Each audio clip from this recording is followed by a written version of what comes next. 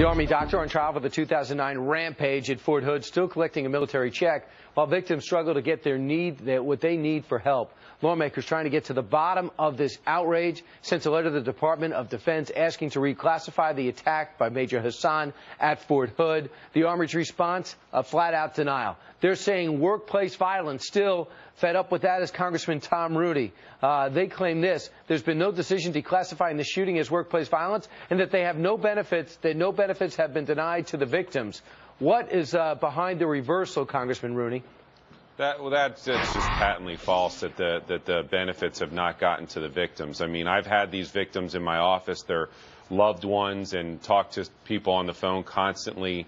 They need help, and they need to be able to get the accolades and the health care that they deserve, and they're just not getting it at this point because it was not a terrorist attack in the eyes of our government, and we've really let them down. But a couple colleagues and myself, bipartisan I should say, have been trying to get the Department of the Army and Department of Defense to reclassify this, and so far we haven't gotten there. But I mean, this effort is not something that we can just sweep under the rug and hope it goes away. I mean, I served at Fort Hood. I know the type of people these are, and they're great Americans, and we're not serving them at this point. And there's not a lot of rich people on that base. A lot of them are just getting by when they get their salary, let alone if they have a bullet in them trying to recover.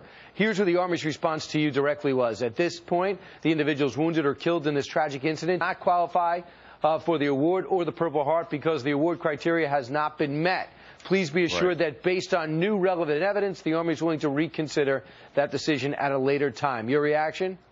Well, I do take some, there is a small silver lining there, but basically they're saying that the elements have not been met because they don't consider it combat related or terrorist, even though the guy was screaming Anwar, or, he was screaming Allah Akbar. And so, he was radicalized by Anwar al-Awlaki, who we killed because he was an al-Qaeda leader, but somehow that doesn't meet the standard. Right. But there is a small silver lining that says at this time that if new evidence comes into play, and what I'm hoping when I meet with the general who wrote me that response, and he has agreed to meet with me, that he says that during the trial, if those elements do come out, that he was radicalized and this was jihad, as the president said yesterday, then they might consider reclassifying it. So we're going to stay on this. I don't think that this is over by any means. And the president did mention yesterday that in relation to Boston, which was clearly terrorist activity, clearly with an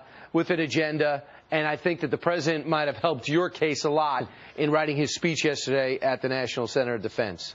But we thought the same thing, Brian. When he got on there and he put Fort Hood in the same breath as Boston, used the words extremism and jihad in the same sentence, he was basically making our case for us. And, it's what any American would think when you live in this country today and you are faced with the threats that we're faced with and the people that we're faced with. It doesn't matter if it happens in Kabul or in Iraq or at Fort Hood or Boston. If the motivation is the same, then the victim should be treated the same. And by the way, sadly, this won't be the last time we're forced to deal with this, where the lines are blurry.